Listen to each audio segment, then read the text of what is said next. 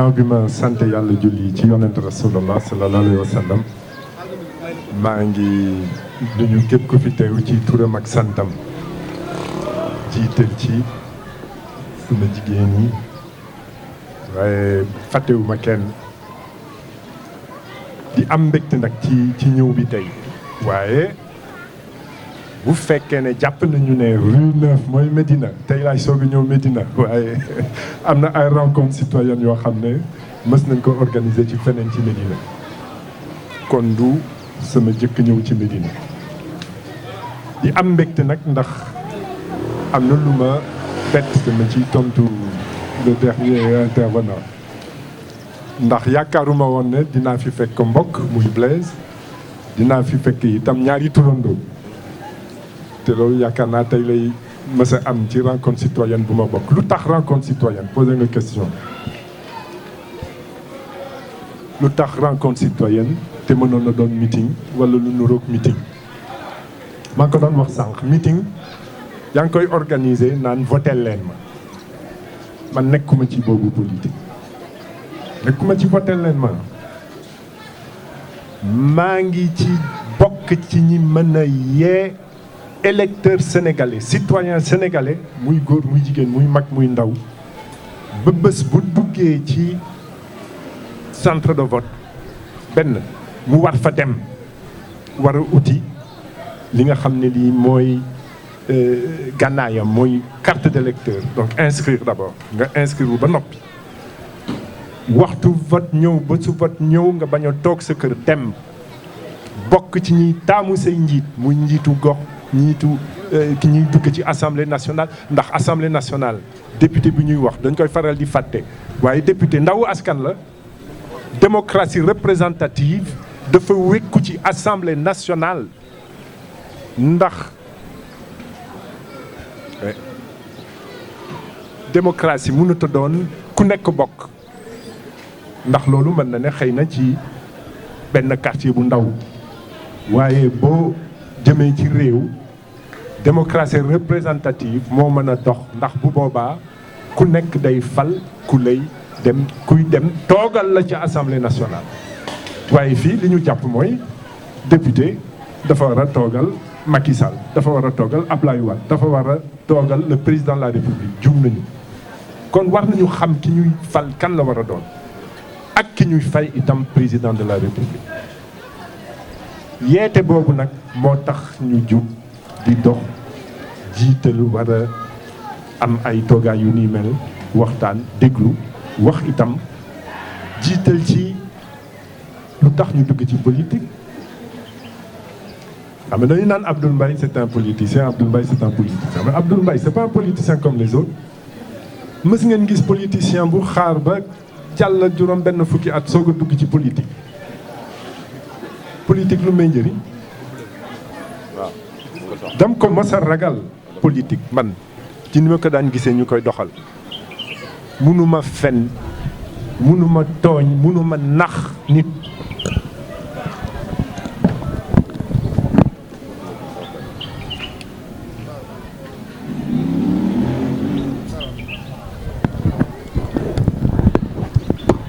kon dama doon seet politique rek waaye di ko ragal mësuma ca dugg 2011 ma daal di jàpp ne lii nga xam ne Sénégal mi ngi ko doon dund ci wàllum koom ak ñàkk koom-koom ma ne mënatuma seetaan mënuma politique waaye mënuma seetaan kon naa jàppale koo xam ne mi ngi ak programme bu baax la patrie avant le parti gestion sobre et vertueuse l'Assemblée nationale aux citoyens ma ne discours bi la Sénégal soxla kon nañu dem jàppale ko ñu jàppale ko politique ma de jàppale ko ci suuf mu bett ma 2012 mu falu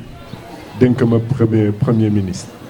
ma nangul ko nag ndax gëmoon naa programme yoonu yokkate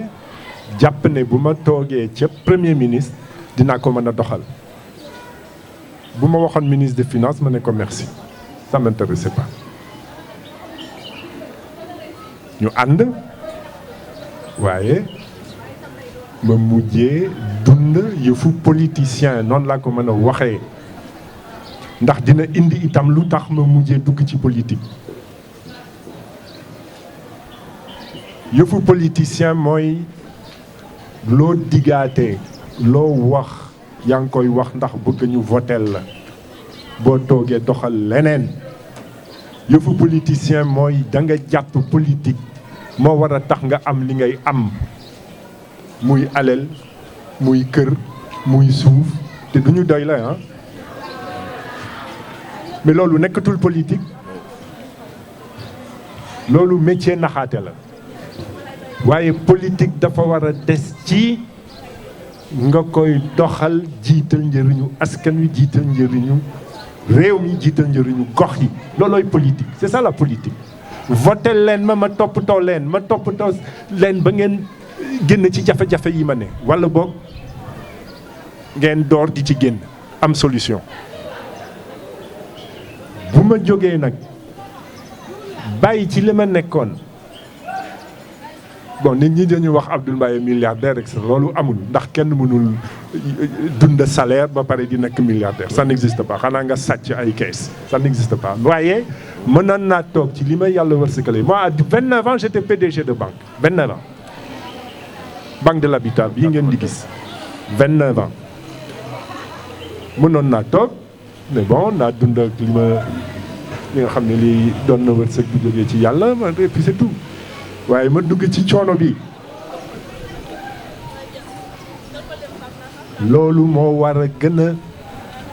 indi ngeen nangu ne bu ma ci duggee c'est pas pour moi man xale yi la xalaat bu ma xalaatee sama bopp sax daf ma wóor ne bu fekkee ne des nañu ci doxal nii Sénégal doxal nii politique bés dinañu yëpp takk. dund nañ ci dara en février mars. ku jàpp nag ne la page est tournée ni ñu koy waxee lii dootu fi amati ndax nga sa bopp ndax ku dem ba ñàkk yaakaar li ñu dund février ak mars ci lay nekk de. kon rencontre citoyenne yi ñun duñ ko jiital ci yeete bu fekkee ne nag li nga xam ne lii maa ngi koy oote. di yee Sénégalais yi ci politique u Sénégal dafa soxla dëgg dafa soxla ku dul naxaate dafa soxla ku dul fen dafa soxla ku dul sàcc alelu réew mi dafa soxla itam ñoo xam ne am nañu expérience doxal comme doxal entreprise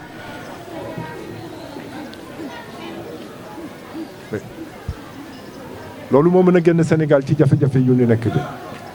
waaye ñun ñooy ubbi suñu bët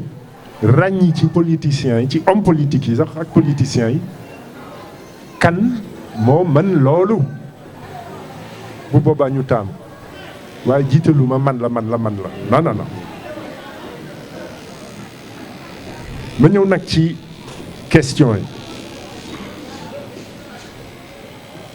Abdoul Baye Cheikh tontu na la nga ne quelle est ton ambition pour Médina Baye Cheikh tontu na la nee na il faut que les Médinois participent à la définition de ce qu'il faut pour la Médina. bon dëgg la boo waxee terrain Jaraaf dafa war a des ni mu mel man dinaa ci ànd parce que j'étais membre du comité directeur du Jaraaf ñëw naa ci terrain bi ay yoon di gis ñoom à l'époque c'était les Mbaye Fall les Boy Bandi ba ci Edouard Niakadia sax avant ça yooyu yëpp loolu ne Jaraaf man 100% kon loolu dinaa ci ànd ak moom waaye li am solo mooy muy réew muy gox muy dëkk muy quartier li ñu soxla mooy xam li askan wi soxla li mu bëggal boppam te nag musuma doxalee neneen su dul noonu man dénk nañ ma ay banque bi ci jiitu woon mooy Banque de l'Habitat du Sénégal teg ci CBAO teg ci SOGECA teg ci Banque sénégalo-tunisienne ñu naan yàlla def bu ma ca nekkee mu mujjee dox ndax dañ ma doon dénk yoo xam ne dafa doon waaj a daanu yàlla def mu dox bu ma doxalee puis dem ñu ooma ci peneen gaa ñi ne Abdoul Mbaye docteur de banque mais Abdoul Mbaye n'est pas docteur de banque xam nga lu indi ndam li toog bépp décision bu ma jël ñi nekk ci biir établissement bi bokk kook man business plan bu ma taxawal ñëpp a cay bokk chauffeur gardien caissier cadre ñëpp a cay bokk bon manager. bu ñu taxawalee business plan bi ba pare dëgg la dina am rôle boo xam ne dina doon sama bos ñëpp toog nangu ko at bu nekk ñu toog oote lii la ñu jàppoon war ko def lii la ñu def fii la ñu toll lii la mooy correction ci lii la ñu war a dem loolu mooy indi ndam bi ma nekkee premier ministre génnuma ci loolu conseil interministériel jëm na ba bëgg a àgg téeméer boo xoolee les premiers ministres fukk premier ministre yi ma jiitu ak ñi ca topp sax boo boolee seen conseil interministériel du ñu mëtal li ma doxal man ci conseil interministériel décider tout seul ñiy dund problème bi ñoo ma gën a xam problème yi te du ma yem ci ministre du ma yem ci directeur bu ñuy wax yofu mool ak napp mool yeeg industrie pêche ñoom ñëpp ay toog bu ñu war a wax lu jëm ci jiw ba ñi nekk di defar jiw ñi utiliser jiw bu def et cetera ñoom ñëpp ay toog mais loolu la ñu mën a doxal bu fekkee ne jiital nga am loo xam ne day saafara jafe-jafe mais bu fekkee ne jiital nga man naa am rek li may am bu boobaa tu t'en occupes pas doo doxalee noonu kon Baye Cheikh tontu na la ci li nga soxla woon a dégg man nag bokkuma ci entre nous vraiment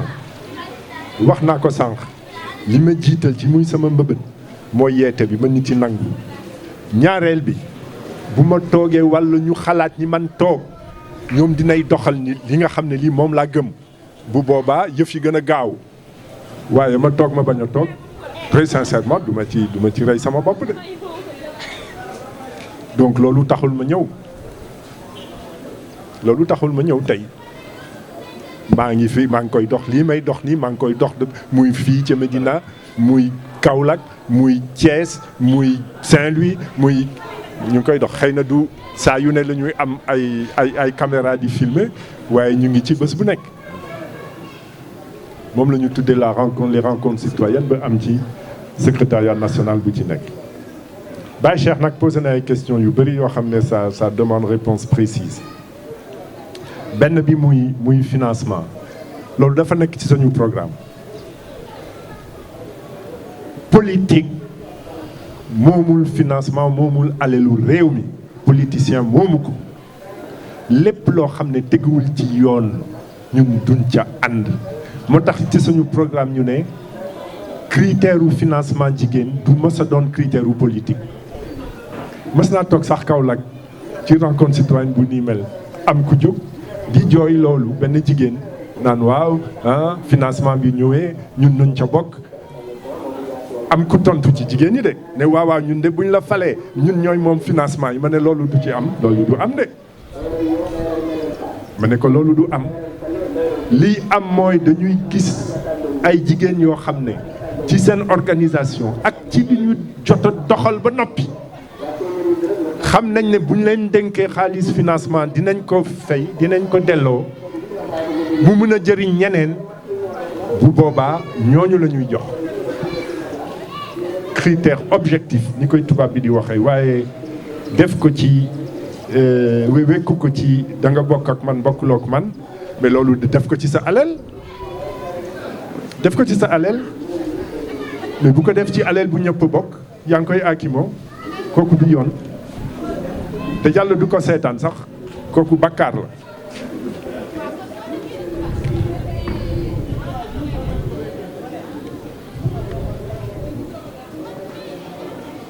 Baye Cheikh itam àgg na ca mu ne ndax jéego dox nga ko jëm ci li indi unité de l'opposition gis nga élection locale élection législative dafa di raw gàddu lenn rek lenn rek moo mën a tax opposition am fa doole lool mooy mu ànd maa ngi ci dox depuis plus d'1 an waaye li am mooy opposition bi ñoom dañuy toll foo xam ne daf leen di wóor ne kii dem na kii daanu na kon léegi nañu xëccoo seen biir ba set kuy toog alors que waa ji demagul bu fekkee ne sax war na dem ndax 3e mandat du fi am bu fekkee ne sax dem na mën na toog jéem a indi ki nga xam ne kii mooy defal yëfam kon waruñu toog nang jàpp ne rek waa ji dem na kon nañu xeex suñu biir nañu ànd waaye ñun par exemple pour donner un cas concret dox nañu loo xam ne génnewuñu ci kenn indi ay acte bind ci ay accord de coalition ñëpp bokk ca jékki-jékki rek ñu dégg ne diw ak diw ñu ngi wét di dox li ñuy dox te bokkoon nañu ci ñu doon bokkoon nañu ci ñu doon waxal ñu ne bon ba tey ñu ngi ñëw ànd ak yéen waaye accord de coalition bi ñu war a signé gannaaw ëllëg nañ ci déggoo ñu ne loolu du jafewul ñu am na lu ñu yónni ñu ne leen waaw lii nañ ko ci soppi ñu ne waaw d'accord nañu ñu ne waaw indi leen ni ngeen xam ne lii moom la ñuy signé ba tey ba sànq jotuñu ci doo oo nag kilifa ne ko kaay signé presse bi taxaw caméra yi toog te xamul li muy signé kooku mooy bëggul bëgguñu nga bokk loolu moo indi Yewwi muy mujjeewul rassembler tous les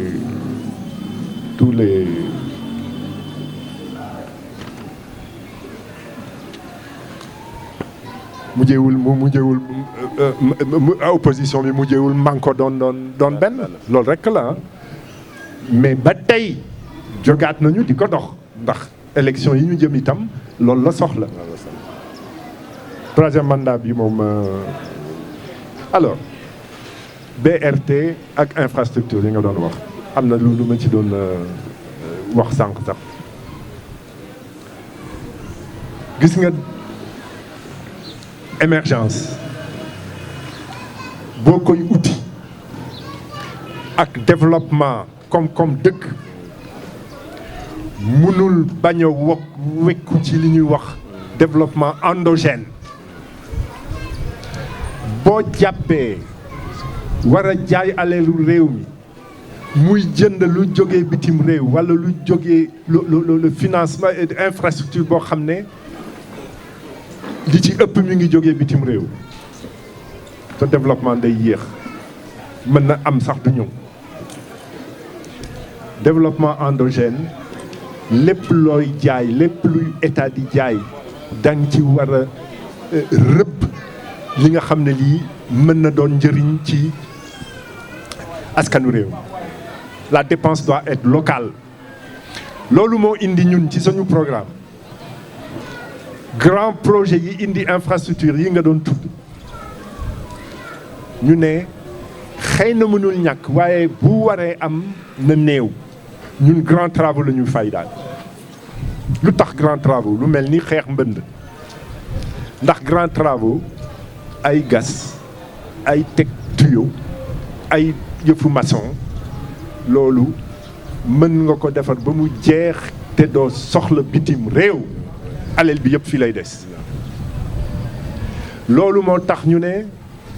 TER kat dañu ne train express régional waaye c'est le TER le plus lent du monde et le plus cher au kilomètre du monde kon tontu naa sànq yow déjà loolu kooku moom kenn waxatu ko te nag infrastructure boo indi loolu di nga ko ci gis BRT bi itam boo jëlee BRT Sénégal jël BRT Ghana c'est la même chose yaakaar naa bu fii c'est 2 fois plus cher waaye ba tey bu loolu weesoo TER 1000 junney milliards bi nga xam ne bii duggal nañ ko ci biir mënoon na defaraat raayu Sénégal. Dakar ak Bamako. te raayu Sénégal qu'est-ce que c'est dafa am ku daan woon war a defaraat raayu Sénégal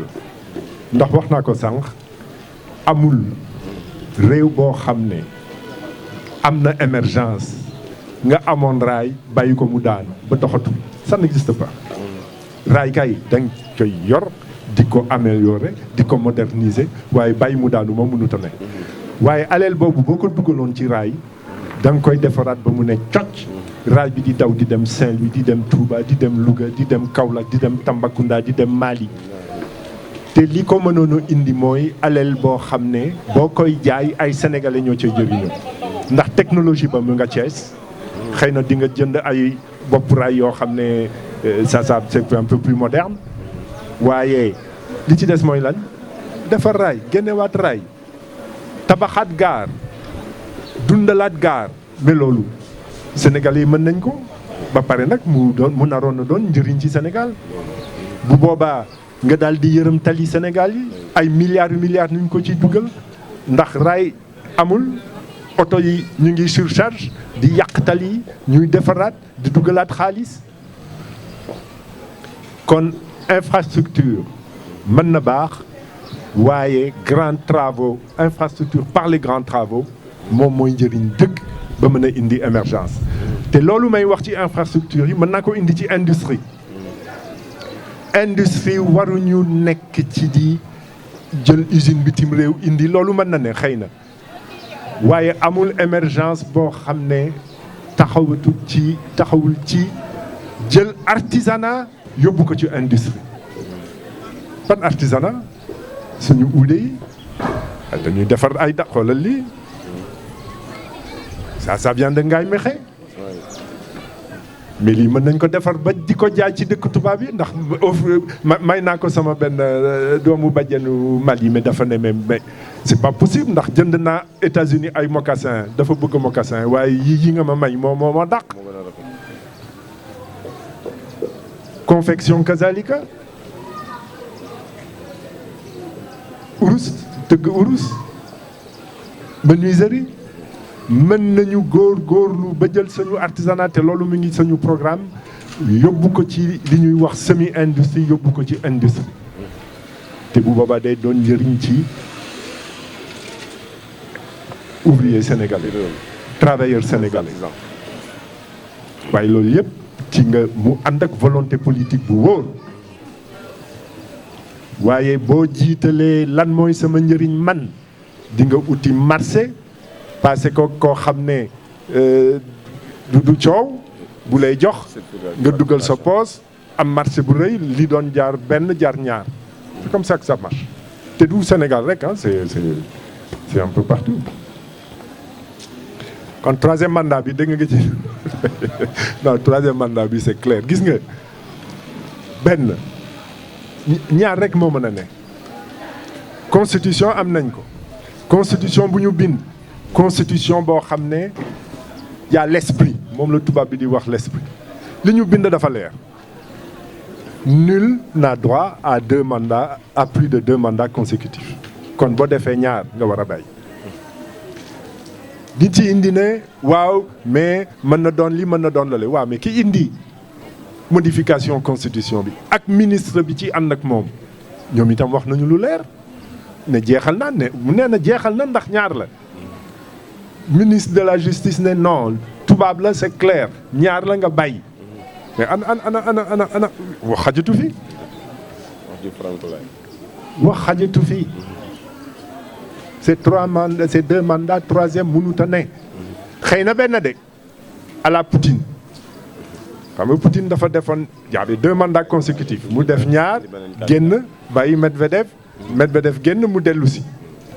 loolu constitution bi may na ko waaye ñetteel bu tegu ci ñaar loolu mënut a ne c'est pas possible bon terrain jaraaf bi moom man dama di jaraaf man sama waajur di jaraaf man ma yegg ci lool nañu bàyyi suñu terrain jaraaf boobu ça c'est il faut que ce soit clair ndax ni nga ko waxee toll nañu foo xam ne dañu ñàkk terrain école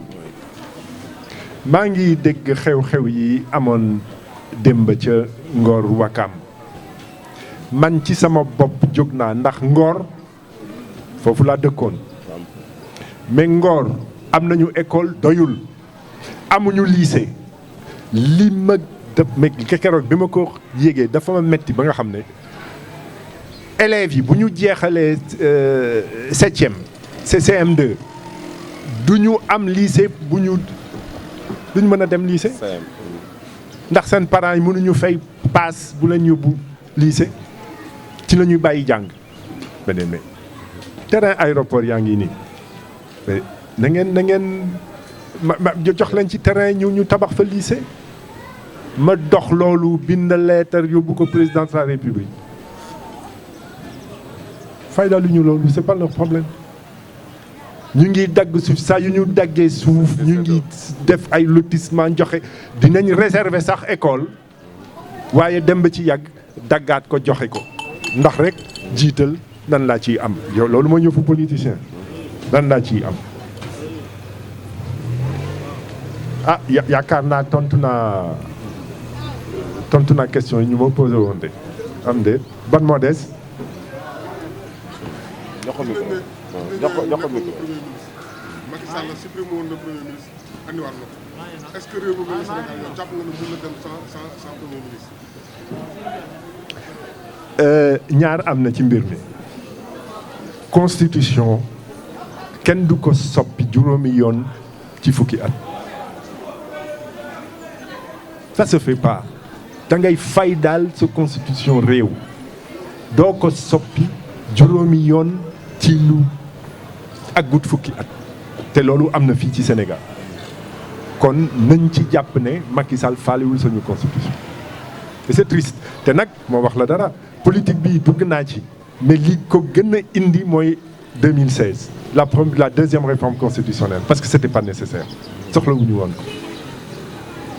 loolu di benn ñaareel bi soppi dindi premier ministre soppi duggalaat premier ministre oui loolu du jëfu caaxaan en 2 ans loolu yëfu caaxaan la Sénégal soxla na premier ministre mais premier ministre bu am fayda premier ministre buy coordonner l'action gouvernementale waaye premier ministre boo xam ne da nga koy ne defal li mu def lii defal li mu def lii defal li mu def lii et puis c'est tout y a pas de valeur ajoutée ni koy tubaab bi di waxee c'est pas la peine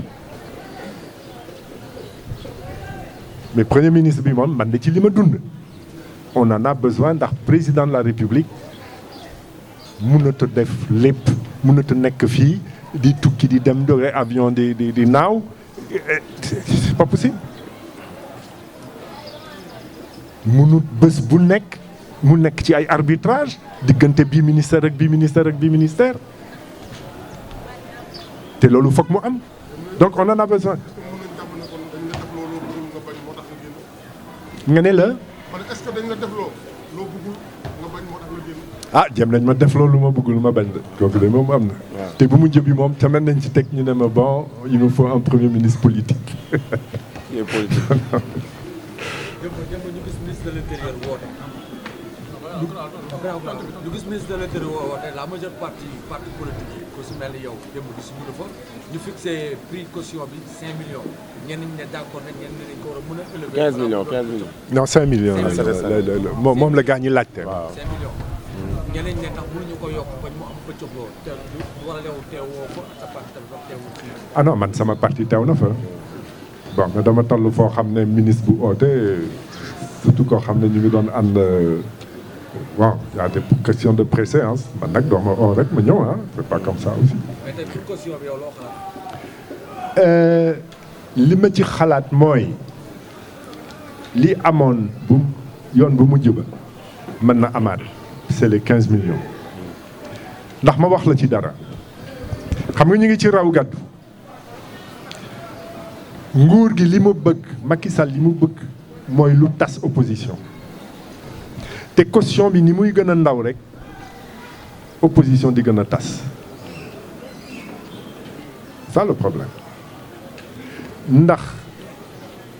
dundoon nañ ko 2017 xaw ma ndax yéen a ngi koy fàttaliku waaye li Macky Sall def mooy wàccee caution bi ndax ëppoon na 15 millions déjà mu wàccee ko ba noppi nag duggal ay yeneen liste ba mu mat 47 listes. liste parallèle. 47 lu ëpp genn wàll liste yooyu mujjee nañu dem ci moom dellu ci moom kon technique la boo tasee vote bi liste yi bu boobaa ci raw gàddu bi ci ngay gën a am chance gagner mën nga gagner te doo am 25%. mais c'est antidémocratique ça waaye duñ ci bàyyi xel mais raw gàddu bi c'est antidémocratique. mën nga jóg ne maa taxawal bu fekkee ne Médina département la maa taxawal Médina ci assemblée nationale fekk yaa ngi ak 25%, 75% yi ne veulent pas de toi waaye ci kaw rek raw gàddu c'est antidémocratique. kon nañu seet loo xam ne dina mën a tax liste yi du bari waaye it ñu bañ ko wekk ci parrainage ndax parrainage loolu itam c'est antidémocratique ba noppi nag méngoowul ak constitution Sénégal ba cour de justice CEDEAO wax ko joxe ndigal Macky Sall ne ko dindi ko ndax lii méngoowul ak le bloc de constitutionnalité du Sénégal ak loo xam ne nii Sénégal signé na ko ci engagement internationaux 25 octobre bi la ko waroon a dindi ba tey dindiwu ko kon loolu dafa war a dañ mais ñu moytu itam lépp loo xam ne daf koy lal ngir rek jéem a tas opposition. mais tey ñu gis li xew Pikine Guédiawaye jusqu'à présent yéen dégguñu leen ngeen wax ci surtout nga xew Guédiawaye jàpp nga ni maire bi moo nekk si dëgg wala. si ñu ngi ciy wax ñu ngi toog waaye mu ngi itam devant la justice xam nga nag dëgg la am na wàll ci justice boo xam ne gaañ a ngi koy manipuler waaye am na wàll ci justice itam boo xam ne wane na ne ils sont indépendants gérés par les juges voilà kon bu fekkee ne am na loo xam ne mi ngi taxaw ca justice c'est le cas de Pikine war nañu nangu ba seet argument yi da ngay nag dañu taxaw attention toog nañu ne non on n'est pas d'accord lii am na ci et cetera waaye justice a ngi doxal li muy doxal. Abdoul. mi ngi mel ni conférence de presse waaw mais c'est bien noonu lañ ko bëggee nag. Médina moo mel noonu. waaw sànq dama la posé question ma ne la lan mooy sa ambition su Médina tontu nga ma Baye Cheikh tontu nga ma xam nga maintenant fi mu toll nii dañu blessé wu xam nga ku feebar ñun instant bi ñun waa Médina dañu feebar ndaxte li am na dañu feebar ñenn ñi dafa am fu ñu àndoon am ñeneen ñaa xam dafa am fu ñu àndoon fu ñu nekk li am récemment xam nga ko ñu baree ngi jooy ndaxte li tax ñuy jooy mooy maanaam fa ñu yaakaaroon gis nañ ci leneen ki jaaxle nag woo ko dafay xaw a jafe jamono bi ñu toll nan lañ koy woowee moo am solo instant bi ñu toll parce que sànq dama la ne politique sénégalaise dafa xaw a doy waar yaa ma ko gën a xam parce que ñun Médina ñu jox la ku ñu faale ñu faale la ak ñoo mën a defante mais poliment ak ñoo mën a defante mais ci li nga xam ne maanaam ci ñu bëgg am fu mu ñu bëgg yóbbu ñu jox ak moom man Abdou Mbaye sa turandoo du ma ne damay ànd ak yow mais damay xool lan nga ñuy jox pour ma xool nan laay àndee ak yow xool ak ban njaboot laay àndee ak yow gën naa laa dëkk mais sànq wax na la liggéeyal naa fi ay kilifa ci Médina te xam naa man maay kat tamit fi ma dëkk du ma ko wax de wallaahi du ma ñëw ne la ah président damay ànd ak yow li dama lay wax président nee naa la mami moo tax ma lay wax président mais daal instant bi ñu doon nii ñun ñoom nag jaaxle na trop non ñun ñoom jaaxle na trop sax ndaxte sama grand bi dañ doon waxtaan ci jamono ci ginnaaw mu ne ma man de Abdou ma ne ko naan mu ne ma diw bii nii laa gis ma ne ko diw boobu mi ne mu ne ma bu fekkoon sama sago bi diw bii la ñuy am tey diw boobu moo ñu def naka su dul noonu kon lan la exactement politique lan la politique dafa jaxasoo ci bopp nit ñi ba nga xam ne nit ñi dañu réer li tax ñu réer nag moom mooy li ñuy gindi ak li nga xam ne moo ñuy faj jamono bi mu toll nii dina xaw a métti trop ci Médina mais mën na ne ndaxte àdduna lépp loo gis ci waxtaan lay fekk ci lépp loo gis tamit maanaam fi nga xam ne maanaam nga bëgg ma xool lan nga ma fay war pour ma xool. waaw mais Abdoul xam nga jóguma man ne la maa ngi ut poste bii ci Médina xam nga tey man je ne suis pas à la recherche d'un poste Médina bugguma doon maire bugguma doon conseil Médina xam nga li ma ñor mooy yow bés boo jógatee bul taamu sa xarit par exemple booy taamu na nga taamu koo xam ne gis nga ci moom mu wax la lan mooy ambition ci Médina te yemul ci damay nangu terrain Jaraaf te def ko centre commercial ndax loolu du yoon bul nangu koo xam ne dund nga ak moom ci ay at te gisuloo njëriñ ci Médina yow na nga am sa critère bu bopp sa xarit la waaye nga indi yeneen critère mën na taamu koo xam ne gis nga mu liggéey parce que c'est de la reconduction attention ndax li mu liggéeyoon doy na la ndax ci li mu doon wax ah man de j'étais observateur maanaam toll fële di seet waaye amoon naa xel ñaar ci ndax kii dina toog ndax day dem ndax day il faut quand même le reconnaître ak ndax nag dinaa la wax leneen itam koo xam ne sañ na nekk wax ne mi ngi ci opposition voté leen ma ci opposition laa nekk ëllëg sa mu ne génn naa opposition maa ngi dem fële attention kooku jikko la wone te normalement am na loo xam ne waroon na feeñ balaa booba mais yéen a ma ko gën a xam nag ndax li doon yoon loolu mi ngi woon ci boppam li doon yoon moom mu ne man fii laa bokk waaye defu ko utiliser les votes génn ci ndax na leen bu leen nangu loolu man ci loolu laay oote bàyyi nañu bañ ñu ñuy nax te mën na ne mais je te dis pas de voter pour Abdoul Mbaye ndax awma ambition nekk dara fii ci biir Médina man li ma ñor li ma bëgg mooy yéen ñëpp Sénégalais yi y compris toi prochaine fois booy voter nga voter ci ay critères yu wóor jël am itam ci critères yi yoo xam ne yaa ngi ko jëlee ci démb c'est ça le problème. Vous avez été consulté pour le poste de premier ministre. non man kenn consulté wu waaye dañuy jéem a kii seet ndax ma ngi dëgër wala déet waaye saa yu ne bu ma yégee loolu sax damay génne benn tweet boo xam ne day ndax kii moom génnagul ci résistance. bu salé ça c'est clair non dama xam ni ñuy doxalee te mënuñu indi leneen c'est ça le problème ñiy toog dama xam ni ñu jàppee war a doxal te xamuñu leneen c'est pas possible ba noppi nag ñu war a moytu ci biir opposition ñoo xam ne ñu ngi yàkkamti ñiy génn ñu dem doxal lu noonu mel itam bari na attention mbir mi nekkul ci pouvoir opposition mbir mi ngi ci parce que kële woo wax na ko sànq. mu ne moom lu tax du ànd ak politicien ma ne bul musa ànd ak politicien yàlla nañu ci yàlla musal homme politique ngay rëbb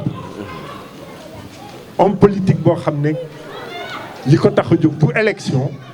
c'est la différence avec le politicien tubaab bi moo ko wax c'est la prochaine génération. mais entre nous man maa ngi politique mais c'est les jeunes qui m'ont ñoo tax ma jóg maa ngi politique sama umra yi ma doon umram te mu neex ma lool bàyyi naa ko ndax dépense politique. vacances yi ma doon vacances bàyyi naa ko ndax dépense politique. mais loolu lu tax ma ciy dugg mais jeunesse bi laay xalaat sama jeunes yi boole ci nag non seulement les Abdoul Mbaye qui sont mes enfants mais les sama doom yi en propre. ndax daf ma wóor ne fii ñu jëm ndox newu fa. attention réew boo xam ne askan wa ñàkk na yaakaar ñàkk benn teg ci ñàkk yaakaar réew boobu ça a toujours créé des difficultés.